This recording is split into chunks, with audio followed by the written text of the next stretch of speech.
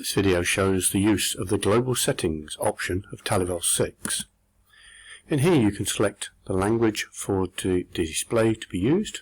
If we choose Japanese and then select, the language goes to Japanese instantly, and to go back to another language we select the language and select the bottom icon.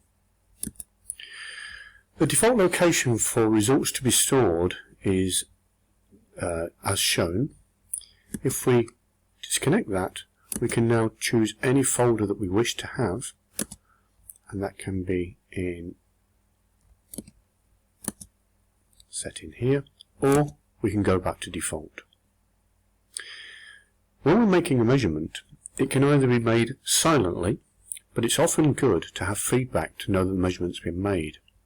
So by selecting the beep on measure, you'll hear, when we take the measurement, a small beep. If you're working from a long distance, you may need that to be louder, and you can use a more custom one, and you can load your own WAV file to do that. Now you'll hear the difference. Also, if we're working at long distance, you may not be able to hear the PC, maybe a noisy factory. What is useful is to see an on-screen indication of the measurement has been made. So this is for long distance, and we can then take a measurement, and we get a hand coming up, and it will then tell us the measurement number and the actual angle. The last option which is there is purely visual.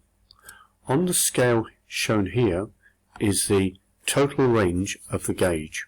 If we're using a wide range gauge and select that, this changes to plus or minus 2000.